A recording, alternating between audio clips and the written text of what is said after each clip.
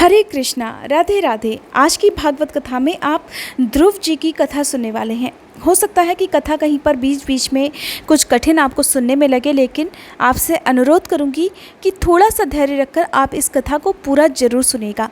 साथ ही आज राधाष्टमी के इस पावन अवसर पर हमारे चैनल पर अपलोडेड राधाष्टमी की कथा और साथ ही संतान सप्तमी की कथा सुनना मत भूलिएगा। आजकल आप भागवत कथा में चतुर्थ स्कंद सुन रहे हैं। श्री मैत्रेय जी कहते हैं, हे शत्रुसूदन विदुर जी, सनकादि, नारद, ऋभु, हंस, अरुणी और यति ब्रह्मा जी के इन नैष्ठिक ब्रह्मचारी पुत्रों ने गृहस्थ आश्रम में प्रवेश नहीं किया, अतः उनके कोई संतान भी नहीं हुई। अधर्म भी ब्रह्मा जी का ही पुत्र था और उसकी पत्नी का नाम था मृषा। उसके दंभ नामक पुत्र और माया नाम की कन्या हुई। उन दोनों को निरति ले गया, क्योंकि उसकी कोई संतान नहीं थी। दंभ और माया से लोभ और निकृति अर्थात शठता का जन्म हुआ। उनसे क्रोध और हिंसा तथा उनसे कली अर्थात कलह और उसकी बहन दुरुक्ति अर्थात गाली उत्पन्न हुए। हे साधु शिरोमणि, फिर दुरुक्ति से कली ने भय और मृत्यु को उत्पन्न किया तथा उन दोनों के संयोग से यातना और नरक का जोड़ा उत्पन्न हुआ। हे निष्पाप विदुर जी, इस प्रकार मैंने संक्षेप से तुम्हें प्रलय का कारण रूप यह अधर्म का वंश सुनाया। ये अधर्म का त्याग कराकर पुण्य संपादन में हेतु बनता है, इसलिए इसका वर्णन 3 बार सुनकर मनुष्य अपने मन की मलिनता को दूर कर देता है। हे कुरुनंदन, अब मैं श्री हरि के अंश अर्थात ब्रह्मा जी के अंश से उत्पन्न हुए पवित्र कीर्ति महाराज स्वयंभू मनु के पुत्रों के वंश का भी वर्णन करता हूँ। ध्यानपूर्वक सुनो। महारानी शत्रुपा और उनके पति स्वयंभू मनु से प्रियव्रत और उत्तानपाद ये 2 पुत्र हुए। भगवान वासुदेव की कला से उत्पन्न होने के कारण ये दोनों संसार की रक्षा में हमेशा तैयार रहा करते थे। उत्तानपाद के सुनीति और सुरुचि नाम की 2 पत्नियां थीं। उनमें सुरुचि राजा को सबसे अधिक प्रिय थी। सुनीति, जिसका पुत्र ध्रुव था, उन्हें वैसी प्रिय नहीं थी। एक दिन की बात है कि राजा उत्तानपाद सुरुचि के पुत्र उत्तम को गोद में बिठाकर प्यार कर रहे थे। उसी समय ध्रुव ने भी राजा की गोद में बैठना चाहा, परंतु राजा ने इसका स्वागत नहीं किया। उस समय घमंड से भरी हुई सुरुचि ने अपनी सौत के पुत्र ध्रुव को महाराज की गोद में आने का यत्न करते देखकर उनके सामने ही उससे डाह भरे शब्दों में कहने लगी कि हे बच्चे, तू राज सिंहासन पर बैठने का अधिकारी नहीं है। तू भी राजा का ही बेटा है, इससे क्या हुआ? तुझको तो मैंने अपनी कोख में नहीं धारण किया। तू अभी नादान है। तुझे पता नहीं है कि तूने किसी दूसरी स्त्री के गर्भ से जन्म लिया है, तभी तो ऐसी दुर्लभ विषय की इच्छा कर रहा है। यदि तुझे राज सिंहासन की इच्छा है तो तपस्या करके परम पुरुष श्री नारायण की आराधना कर और उनकी कृपा से मेरे गर्भ में आकर जन्म ले। श्री मैत्रेय जी कहते हैं, हे विदुर जी, जिस प्रकार डंडे की चोट खाकर सांप फुंफकारने लगता है, ठीक उसी प्रकार अपनी सौतेली माँ के कठोर वचनों से घायल होकर ध्रुव क्रोध के मारे लंबी लंबी सांसें लेने लगा। उसके पिता चुपचाप ये सब देखते रहे, मुंह से एक शब्द भी नहीं बोले। तब अपने पिता को छोड़कर ध्रुव रोता हुआ अपनी माता के पास आया। उसके दोनों होठ क्रोध के मारे फड़क रहे थे और वह सिसक सिसक कर रो रहा था। सुनीति ने अपने बेटे को रोता हुआ देखा तो गोद में उठा लिया, और जब महल के दूसरे लोगों से अपनी सौत सुरुचि की कही हुई बातें सुनी तब उसे भी बहुत दुख हुआ। उसका धीरज टूट गया। तब वह दावानल से जली हुई बेल के समान शोक से संतप्त होकर मुरझा गई और विलाप करने लगी। अपनी सौत की बातें याद आने पर उसके कमल सरीखे नेत्रों में आंसू भर आए। उस बेचारी को अपने दुख पारावार का कहीं अंत ही नहीं दिखाई देता था। उसने गहरी सांस लेकर ध्रुव से कहा कि बेटा, तू दूसरों के लिए किसी प्रकार के मंगल की कामना मत कर। जो मनुष्य दूसरों को दुख देता है उसे स्वयं ही उसका फल भोगना पड़ता है। सुरुचि ने जो कुछ भी कहा है ठीक ही है, क्योंकि महाराज को मुझे पत्नी तो क्या, दासी तक स्वीकार करने में लज्जा आती है। तूने मुझ मंदभागिनी के गर्भ से ही जन्म लिया है और तू मेरे ही दूध से पला है। इसलिए बेटा, सुरुचि ने तेरी सौतेली माँ होने पर यह बिल्कुल ठीक बात कही है। इसलिए अगर तुम भी राजकुमार उत्तम की तरह राज सिंहासन पर बैठना चाहते हो तो द्वेष भाव छोड़कर उसी का पालन करो। सब कुछ भूलकर भगवान श्री हरि के चरण कमलों की आराधना में लग जाओ। संसार का पालन करने के लिए सत्व गुण को अंगीकार करने वाले उन श्री हरि के चरणों की आराधना करने से ही तेरे परदादा श्री ब्रह्मा जी को वह सर्वश्रेष्ठ पद प्राप्त हुआ है जो मन और प्राणों को जीतने वाले मुनियों के द्वारा भी वंदनीय है। इसी प्रकार तेरे दादा स्वयंभू मनु ने भी बड़ी बड़ी दक्षिणाओं वाले यज्ञों के द्वारा अनन्य भाव से उन्हीं भगवान की आराधना की थी। तभी उन्हें दूसरों के लिए अति दुर्लभ लौकिक अलौकिक तथा मोक्ष सुख की प्राप्ति हुई। बेटा, तू भी उन भक्त वत्सल श्री भगवान का ही आश्रय ले। जन्म मृत्यु के चक्र से छूटने की इच्छा करने वाले मुमुक्षु लोग निरंतर उन्हीं के चरण कमलों की मार्ग की खोज किया करते हैं। तू स्वधर्म पालन से पवित्र हुए अपने मन में श्री पुरुषोत्तम भगवान को बैठा ले और अन्य सभी का चिंतन छोड़कर केवल उन्हीं का भजन कर। बेटा, उन कमल दल लोचन श्री हरि को छोड़कर मुझे तो तेरे दुख को दूर करने वाला और कोई दिखाई नहीं देता। देख, जिन्हें प्रसन्न करने के लिए ब्रह्मा आदि अन्य सभी देवता ढूंढते रहते हैं, वे श्री लक्ष्मी जी भी दीपक की भांति हाथ में कमल लिए निरंतर उन्हीं श्री हरि की खोज किया करती हैं। श्री मैत्रेय जी कहते हैं, माता सुनीति ने जो वचन कहे वे अभीष्ट वस्तु की प्राप्ति का मार्ग दिखलाने वाले थे। अतः उन्हें सुनकर ध्रुव ने अपनी बुद्धि द्वारा अपने मन का समाधान किया। इसके बाद वे पिता के नगर से निकल पड़े। ये सब समाचार सुनकर और ध्रुव क्या करना चाहता है इस बात को जानकर देवर्षि नारद वहां आए। उन्होंने ध्रुव के मस्तक पर अपना पाप नाशक कर कमल फेरते हुए मन ही मन विस्मित होकर कहा, अहो, क्षत्रियों का कैसा अद्भुत तेज है। ये थोड़ा सा भी मानभंग नहीं सह सकते। देखो, अभी तो ये नन्हा सा बच्चा है, तो भी इसके हृदय में सौतेली माता के कटु वचन घर कर गए हैं। इसके बाद देवर्षि नारद ने ध्रुव से कहा कि नारायण नारायण, बेटा, अभी तो तू बच्चा है, खेलने कूदने में ही मस्त रहता है। हम नहीं समझते कि इस छोटी सी उम्र में किस बात से तेरा सम्मान या अपमान हो सकता है। यदि तुम्हें मान सम्मान का विचार हो ही तो बेटा, असल में मनुष्यों के असंतोष का कारण मोह के सिवा और कुछ नहीं है। संसार में मनुष्य अपने कर्मानुसार ही मान अपमान या सुख दुख आदि को प्राप्त होता है। हे पुत्र, भगवान की गति बड़ी विचित्र है, इसीलिए उस पर विचार करके बुद्धिमान पुरुष को चाहिए कि दैववश उसे जैसी भी परिस्थिति का सामना करना पड़े उसी में संतुष्ट रहे। अब माता के उपदेश से तो योग साधन द्वारा जिन भगवान की कृपा प्राप्त करने चला है, मेरे विचार से साधारण पुरुषों के लिए उन्हें प्रसन्न करना बहुत ही कठिन है।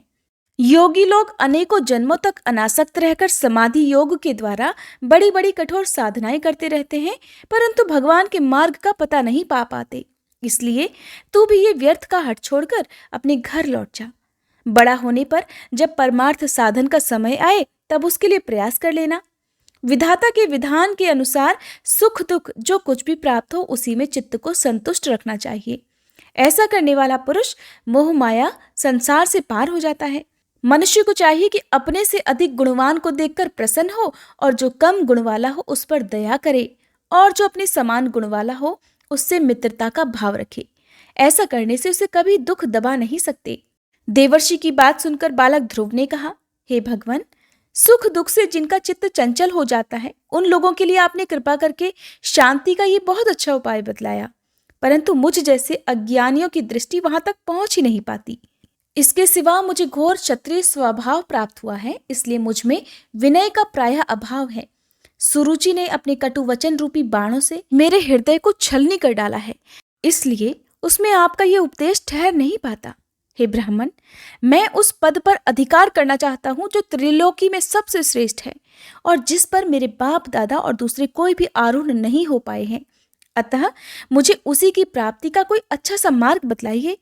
आप भगवान ब्रह्मा जी के पुत्र हैं और संसार के कल्याण के लिए ही वीणा बजाते सूर्य की भांति त्रिलोकी में विचरा करते हैं।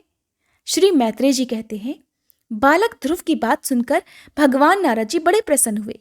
उस पर कृपा करके इस प्रकार सदुपदेश देने लगे कि नारायण नारायण, पुत्र, तेरी माता सुनीति ने तुझे जो कुछ भी बतलाया है वही तेरे लिए परम कल्याण का मार्ग है। भगवान वासुदेव ही वो उपाय हैं, इसीलिए तू चित्त लगाकर केवल उन्हीं का भजन कर। जिस पुरुष को अपने लिए धर्म, अर्थ, काम और मोक्ष रूप पुरुषार्थ की अभिलाषा हो उसके लिए उनकी प्राप्ति का उपाय एकमात्र श्री हरि के चरणों का सेवन ही है। बेटा, तेरा कल्याण होगा। अब तू श्री यमुना जी के तटवर्ती परम पवित्र मधुवन को जा। वहां श्री हरि का नित्य निवास है। वहां श्री कालिंदी के निर्मल जल में तीनों समय स्नान करके नित्य कर्म से निवृत्त हो यथाविधि आसन बिछाकर स्थिर भाव से बैठना। फिर रेचक, पूरक और कुंभक 3 प्रकार के प्राणायाम से धीरे धीरे प्राण, मन और इंद्रिय के दोषों को दूर कर धैर्य युक्त मन से परम गुरु भगवान का इस प्रकार ध्यान करना। भगवान के नेत्र और मुख निरंतर प्रसन्न रहते हैं। उन्हें देखने से ऐसा मालूम होता है कि वे प्रसन्नता पूर्वक भक्त को वर देने के लिए उद्यत हैं। उनकी नासिका, भौहें और कपोल बड़े ही सुहावने हैं। वे सभी देवताओं में परम सुंदर हैं। उनकी तरुण अवस्था है। सभी अंग बड़े सुडौल हैं। लाल लाल होठ और रत्नारे नेत्र हैं। वे प्रणत जनों को आश्रय देने वाले, अपार सुखदायक, शरणागत वत्सल और दया के समुद्र हैं। उनके वक्ष स्थल में श्री वत्स का चिन्ह है। उनका शरीर सजल जलधर के समान श्याम वर्ण है। वे परम पुरुष श्याम सुंदर गले में वनमाला धारण किए हुए हैं और उनकी 4 भुजाओं में शंख, चक्र, गदा और पद्म सुशोभित है। उनके अंग प्रत्यंग किरीट, कुंडल, केयूर और कंकण आदि आभूषणों से विभूषित हैं। गला कौस्तुभ मणि की शोभा को भी बढ़ा रहा है और शरीर में रेशमी पीतांबर है। उनके कटी प्रदेश में कांचन की करधनी और चरणों में स्वर्णमय नुपुर सुशोभित हो रहे हैं। भगवान का स्वरूप बड़ा ही दर्शनीय, शांत तथा मन और नयनों को आनंदित करने वाला है। जो लोग प्रभु का मानस पूजन करते हैं, उनके अंतःकरण में वे हृदय कमल की कर्णिका पर अपने नख मणिमंडित मनोहर पदार बिंदों को स्थापित करके विराजमान होते हैं। इस प्रकार धारणा करते करते जब चित्त स्थिर और एकाग्र हो जाए, तब उन वरदायक प्रभु का मन ही मन इस प्रकार ध्यान करें कि वे मेरी ओर अनुराग भरी दृष्टि से निहारते हुए मंद मंद मुस्कुरा रहे हैं। भगवान की मंगलमयी मूर्ति का इस प्रकार निरंतर ध्यान करने से मन शीघ्र ही परमानंद में डूबकर तल्लीन हो जाता है और फिर वहां से लौटता नहीं। हे राजकुमार, इस ध्यान के साथ जिस परम गुह्य मंत्र का जप करना चाहिए वो भी बतलाता हूँ, ध्यान पूर्वक सुनो। इसका 7 रात जप करने से मनुष्य आकाश में विचरने वाले सिद्धों का दर्शन कर सकता है। वो मंत्र है ओम नमो भगवते वासुदेवाय। किस देश और किस काल में कौन वस्तु उपयोगी है, इसका विचार करते बुद्धिमान पुरुष को इस मंत्र के द्वारा तरह तरह की सामग्रियों से भगवान की द्रव्यमयी पूजा करनी चाहिए। प्रभु का पूजन विशुद्ध जल, पुष्पमाला, जंगली मूल और फल आदि पूजा में विहित दुर्वादी अंकुर वन में ही प्राप्त होने वाले बलकल वस्त्र और उनकी प्रेयसी तुलसी से करना चाहिए। यदि शिला आदि की मूर्ति मिल सके तो उसमें, नहीं तो पृथ्वी या जल आदि में ही भगवान की पूजा करें। सर्वदा संयत चित्त, मननशील, शांत और मौन रहे तथा जंगली फल, मूल आदि का परिमित आहार करें। इसके सिवा पुण्य कीर्ति श्री हरि अपनी अनिर्वचनीय माया के द्वारा अपनी ही इच्छा से अवतार लेकर जो मनोहर चरित्र करने वाले हैं, उनका मन ही मन चिंतन करता रहे। प्रभु की पूजा के लिए जिन जिन उपचारों का विधान किया गया है, उन्हें मंत्र मूर्ति श्री हरि को द्वादाक्षर मंत्र के द्वारा ही अर्पण करें। इस प्रकार जब हृदय स्थित हरि का मन, वाणी और शरीर से भक्ति पूर्वक पूजन किया जाता है, तब वे निश्चल भाव से भली भांति भजन करने वाले अपने भक्तों के भाव को बढ़ा देते हैं और उन्हें उनकी इच्छा के अनुसार धर्म, अर्थ, काम अथवा मोक्ष रूप कल्याण प्रदान करते हैं। यदि उपासक को इंद्रिय संबंधी भोगों से वैराग्य हो गया हो, तो वह मोक्ष प्राप्ति के लिए अत्यंत भक्ति पूर्वक अविच्छिन्न भाव से भगवान का भजन करे। श्री नारद जी से इस प्रकार उपदेश पाकर राजकुमार ध्रुव ने परिक्रमा करके उन्हें प्रणाम किया। तदंतर उन्होंने भगवान के चरणों से अंकित परम पवित्र मधुवन की यात्रा प्रारंभ की। ध्रुव के तपोवन की ओर चले जाने पर देवर्षि नारद महाराज उत्तानपाद के महल में जा पहुंचे। राजा ने उनकी यथायोग्य उपचारों से पूजा की। तब उन्होंने आराम से आसन पर बैठकर राजा से पूछा कि हे राजन, तुम्हारा मुख सूखा हुआ सा है, तुम बड़ी देर से किस सोच विचार में पड़े हो? तुम्हारे धर्म, अर्थ, काम में किसी में कोई कमी तो नहीं आ गई? तब राजा कहने लगा, हे ब्राह्मण, मैं बड़ा ही स्त्रैण और निर्दय हूँ। हाय, मैंने अपने 5 वर्ष के नन्हे से बच्चे को उसकी माता के साथ घर से निकाल दिया। मुनिवर वो तो बड़ा ही बुद्धिमान था। उसका कमल सा मुख भूख से कुम्हला गया होगा। वो थककर कहीं रास्ते में पड़ गया होगा। हे ब्राह्मण, उस असहाय बच्चे को वन में कहीं भेड़िए ना खा जाए। अहो, मैं कैसा स्त्री का गुलाम हूं। मेरी कुटिलता तो देखिए। ये बालक प्रेमवश मेरी गोद में चढ़ना चाहता था, किंतु मुझ दुष्ट ने उसका तनिक भी आदर नहीं किया। श्री नारद जी कहने लगे, हे राजन, तुम अपने बालक की चिंता मत करो। उसके रक्षक भगवान हैं। तुम्हें उसके प्रभाव का पता नहीं है। उसका यश सारे संसार में फैल रहा है। वह बालक तो बड़ा ही समर्थ है। जिस काम को बड़े बड़े लोकपाल भी नहीं कर सके, उसे पूरा करके वह शीघ्र ही तुम्हारे पास लौट आएगा। उसके कारण तुम्हारा यश भी बहुत बढ़ेगा। श्री मैत्रेय जी कहते हैं, हे विदुर जी, देवर्षि नारद जी की बात सुनकर महाराज उत्तानपाद राजपाट की ओर से उदासीन होकर निरंतर पुत्र की ही चिंता में रहने लगे। इधर ध्रुव जी ने मधुवन में पहुंचकर यमुना जी में स्नान किया और उस रात पवित्रता पूर्वक उपवास करके श्री नारद जी के उपदेशानुसार एकाग्र चित्त से परम पुरुष श्री नारायण की उपासना आरंभ कर दी। उन्होंने 3 रात्रि के अंतर से शरीर निर्वाह के लिए केवल कैथ और बेर के फल खाकर श्री हरि की उपासना करते हुए 1 मास व्यतीत किया। दूसरे मास में उन्होंने 6 दिन के पीछे सूखे घास और पत्ते खाकर भगवान का भजन किया। तीसरा महीना 9 दिन पर केवल जल पीकर समाधि योग के द्वारा श्री हरि की आराधना करते हुए बिताया। चौथे महीने में उन्होंने श्वास को जीतकर 12 दिन के बाद केवल वायु पीकर ध्यान योग द्वारा भगवान की आराधना की। 5वां मास लगने पर राजकुमार ध्रुव श्वास को जीतकर परब्रह्म का चिंतन करते हुए एक पैर से खंबे के समान निश्चल भाव से खड़े हो गए। उस समय उन्होंने शब्दादि विषय और इंद्रियों के नियामक अपने मन को सब ओर से खींच लिया तथा हृदय स्थित हरि के स्वरूप का चिंतन करते हुए चित्त को किसी दूसरी ओर जाने ही नहीं दिया। जिस समय उन्होंने महद आदि संपूर्ण तत्वों के आधार तथा प्रकृति और पुरुष के भी अधीश्वर पर ब्रह्म की धारणा की, उसी समय तीनों लोक कांप उठे, क्योंकि वे उस बालक के तेज को सह नहीं पाए। जब राजकुमार ध्रुव एक पैर से खड़े हुए, तब उनके अंगूठे से दबकर आधी पृथ्वी इस प्रकार झुक गई जैसे किसी गजराज के चढ़ जाने पर नाव पद पद पर दाईं और बाईं ओर डगमगाने लगती हो। ध्रुव जी अपने इंद्रिय द्वार तथा प्राणों को रोककर अनन्य बुद्धि से विश्वात्मा श्री हरि का ध्यान करने लगे। इस प्रकार उनकी समष्टि प्राण से अभिन्नता हो जाने के कारण सभी जीवों का श्वास प्रवास रुक गया। इससे समस्त लोक और लोकपालों को बड़ी पीड़ा हुई और वे सब घबराकर श्री हरि की शरण में गए। तब देवतागण श्री हरि से कहने लगे कि हे भगवान, समस्त स्थावर जंगम जीवों के शरीर का प्राण एक साथ ही रुक गया है। ऐसा तो पहले हमने कभी अनुभव नहीं किया। आप शरणागतों की रक्षा करने वाले हैं। अपनी शरण में आए हुए हम लोगों को इस दुख से मुक्ति दिलाइए। तब श्री भगवान उनसे कहने लगे, हे देवताओं, तुम डरो मत। उत्तानपाद के पुत्र ध्रुव ने अपने चित्त को मुझ विश्वात्मा में लीन कर दिया है। इस समय मेरे साथ उसकी अभेद धारणा सिद्ध हो गई है। इसी से उसके प्राण निरोध से तुम सबका प्राण भी रुक गया है। अब तुम अपने अपने लोगों को जाओ, मैं उस बालक को इस दुष्कर्तव्य से निवृत्त कर दूंगा। श्री मैत्रेय जी कहते हैं, हे विदुर जी, भगवान के इस प्रकार आश्वासन देने से देवताओं का भय जाता रहा और वे उन्हें प्रणाम करके स्वर्गलोक को चले गए। तदंतर विराट स्वरूप भगवान गरुड़ पर चढ़कर अपने भक्त को देखने के लिए मधुवन में आए।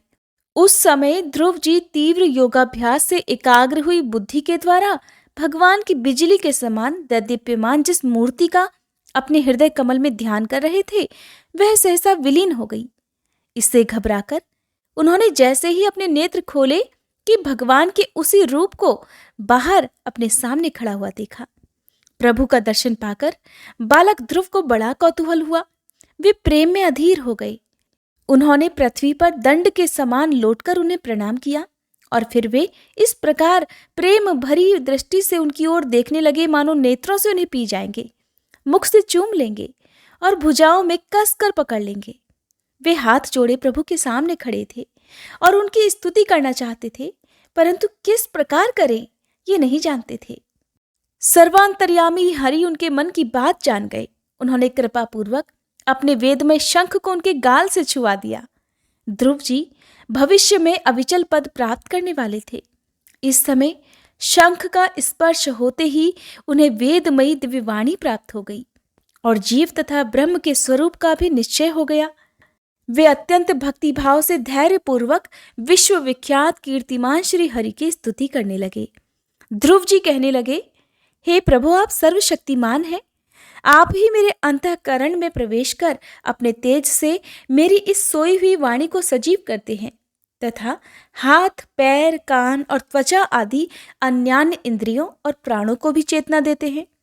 मैं आप अंतर्यामी भगवान को प्रणाम करता हूँ।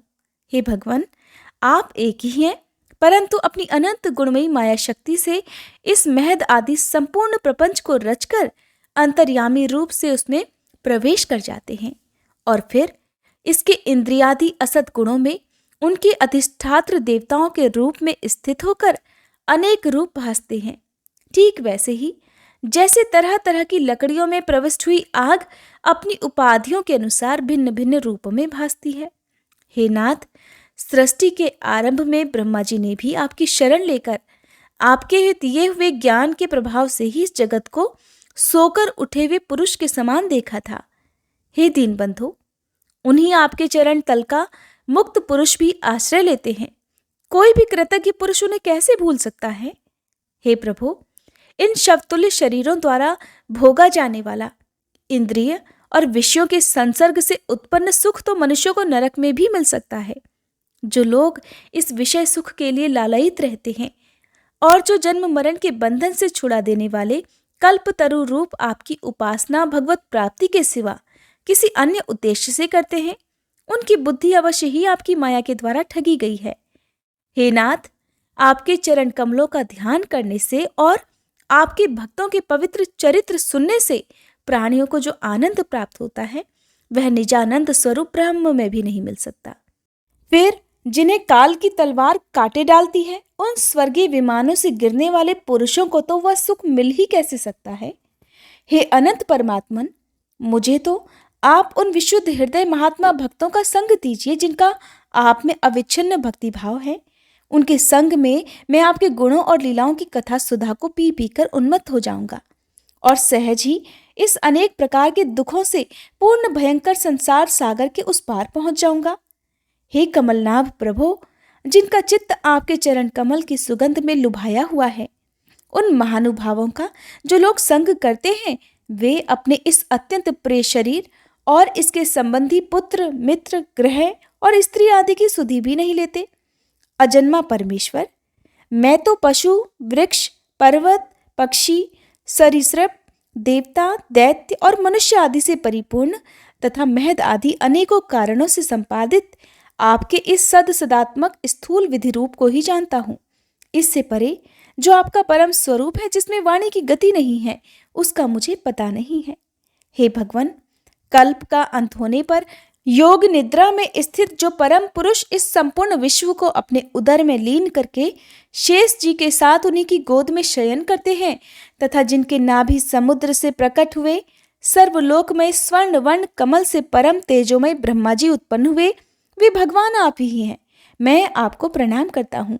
हे प्रभु, आप अपनी अखंडमयी चिन्मयी दृष्टि से बुद्धि की सभी अवस्थाओं के साक्षी हैं तथा नित्य मुक्त शुद्ध सत्वमय सर्वज्ञ परमात्मा स्वरूप निर्विकार आदि पुरुष तथा तीनों गुणों के अधीश्वर हैं।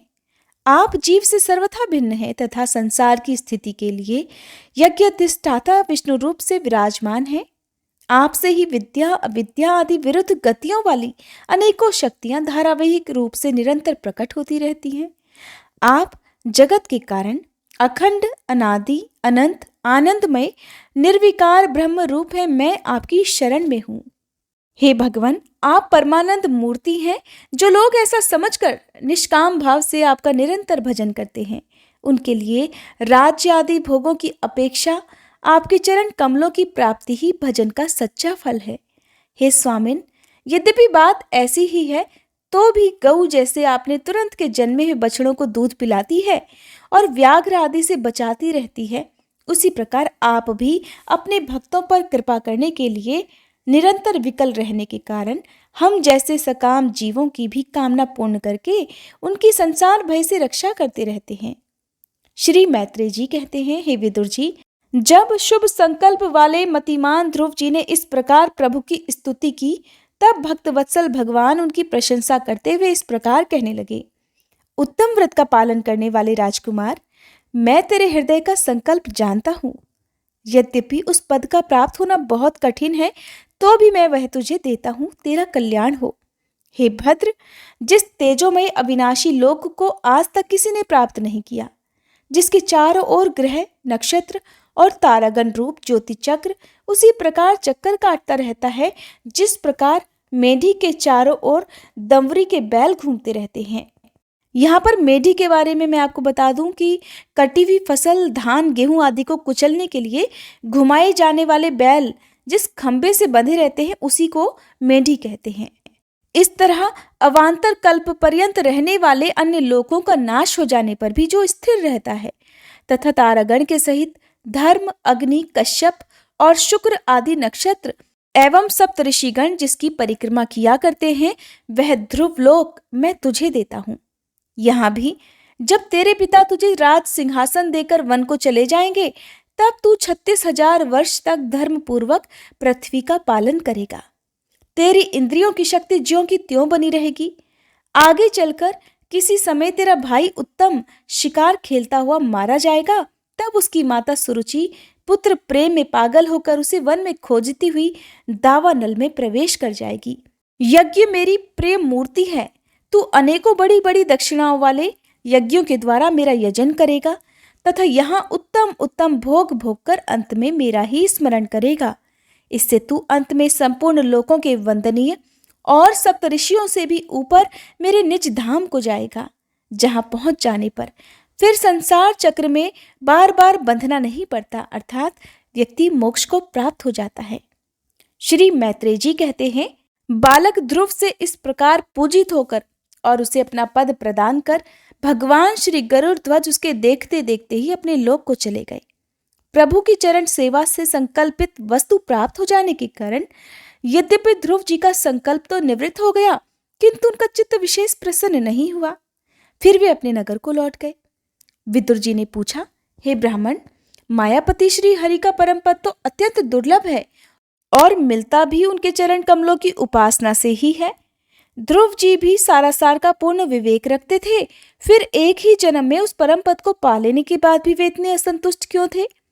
श्री मैत्रेय जी ने कहा, ध्रुव जी का हृदय अपनी सौतेली माता के व्यंग बाणों से बिंध गया था तथा वर मांगने के समय भी उन्हें उनका स्मरण बना हुआ था। इसी से उन्होंने मुक्तिदाता श्री हरि से मुक्ति नहीं मांगी।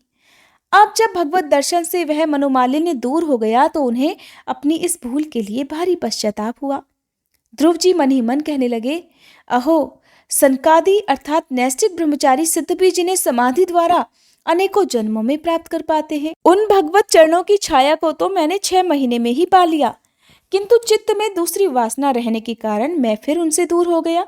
अहो, मुझ मंदभाग्य की मूर्खता तो देखो। मैंने संसार पाश को काटने वाले प्रभु के पाद पद्मों में पहुंचकर भी उनसे नाशवान वस्तु की ही याचना की।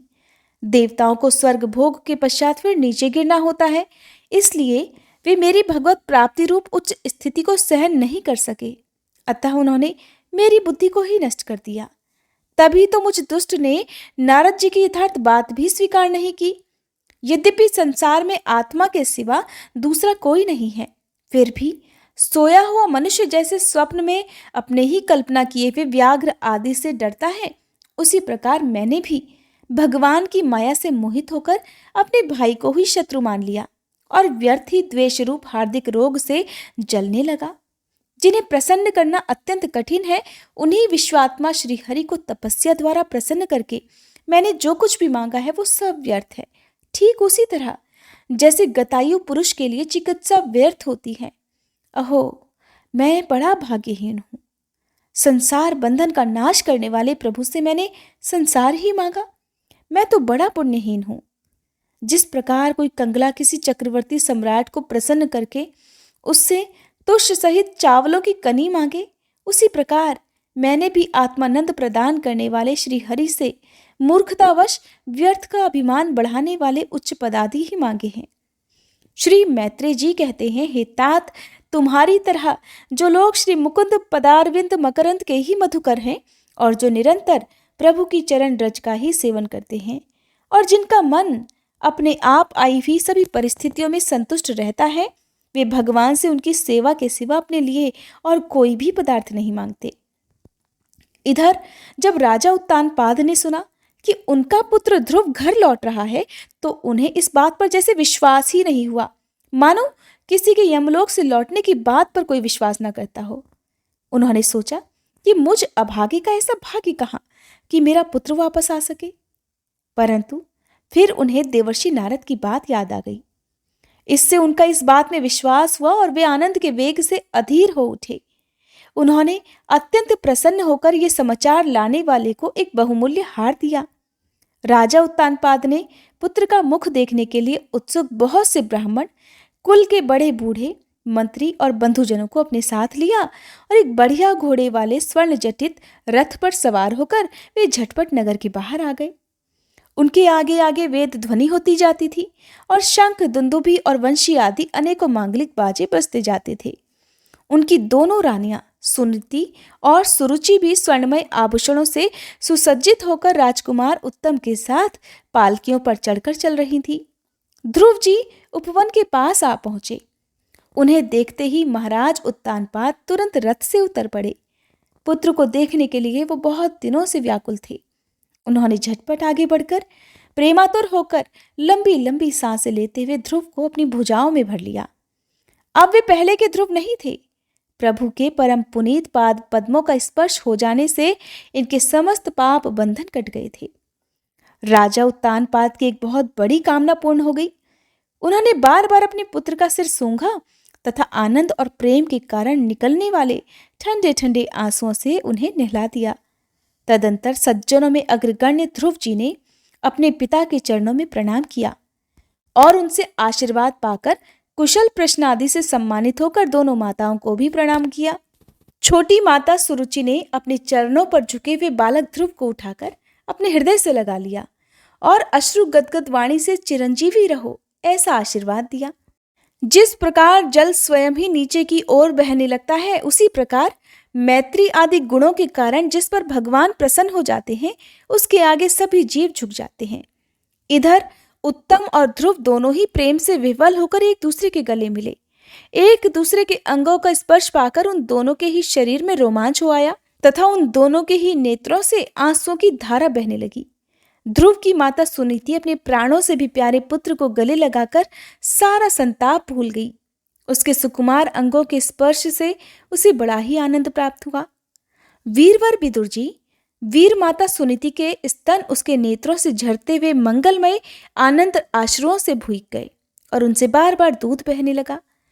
उस समय पूर्ववासी लोग उनकी प्रशंसा करते हुए कहने लगे, महारानी जी, आपका लाल बहुत दिनों से खोया हुआ था। सौभाग्यवश अब वह लौट आया। ये हम सबके दुख दूर करने वाला है। बहुत दिनों तक भूमंडल की रक्षा करेगा। हे महारानी, आपने अवश्य ही शरणागत भयभंजन श्री हरि की उपासना की है। उनका निरंतर ध्यान करने वाले धीर पुरुष परम दुर्जय मृत्यु को भी जीत लेते हैं।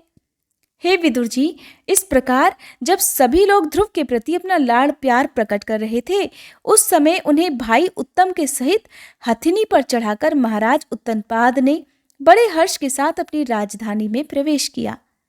उस समय सभी लोग उनके भाग्य की बढ़ाई कर रहे थे।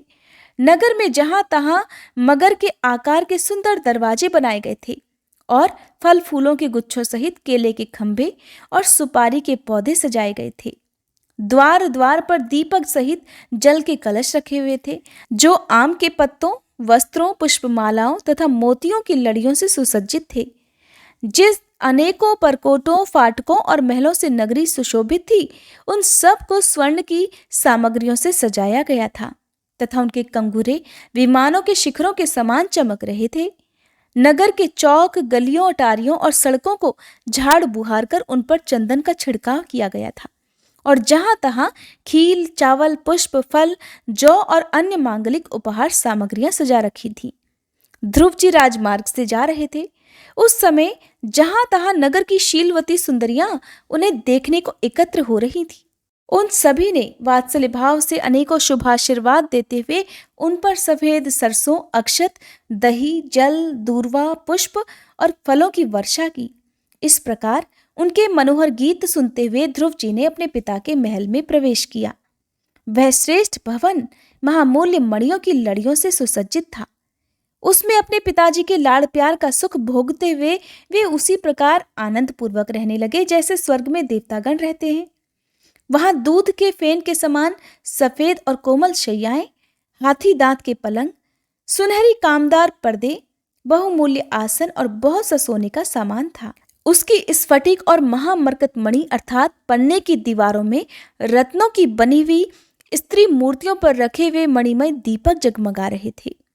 उस महल के चारों ओर अनेक जाति के दिव्य वृक्षों से सुशोभित उद्यान थे, जिनमें नर और मादा पक्षियों का कलरव तथा मतवाले भौरों का गुंजार होता रहता था। उन बगीचों में वैदुर्य मणि अर्थात पुखराज की सीढ़ियों से सुशोभित बावलियां थीं, जिनमें लाल, नीले और सफेद रंग के कमल खिले रहते थे तथा हंस, कारंडव, चकवा और सारस आदि पक्षी क्रीड़ा किया करते थे। राजर्षि उत्तनपाद ने अपने पुत्र के अति अद्भुत प्रभाव की बात देवर्षि नारद से पहले ही सुन रखी थी। अब उसे प्रत्यक्ष वैसा ही देखकर उन्हें बड़ा आश्चर्य हुआ। फिर ये देखकर कि अब ध्रुव तरुण अवस्था को प्राप्त हो गए हैं, अमात्य वर्ग उन्हें आदर की दृष्टि से देखते हैं तथा प्रजा का भी उन पर अनुराग है, उन्होंने उन्हें निखिल भूमंडल के राज्य पर अभिषिक्त कर दिया और आप वृद्धावस्था आई जानकर आत्मस्वरूप का चिंतन करते हुए संसार से विरक्त होकर वन को चल दिए। ध्रुव जी के सौतेले भाई की मृत्यु कैसे हुई और यक्षों के साथ ध्रुव जी का युद्ध किस प्रकार हुआ, इसका वर्णन आप अगले अध्याय में जानेंगे। उम्मीद करती हूँ आज की ये वीडियो आपको पसंद आई होगी।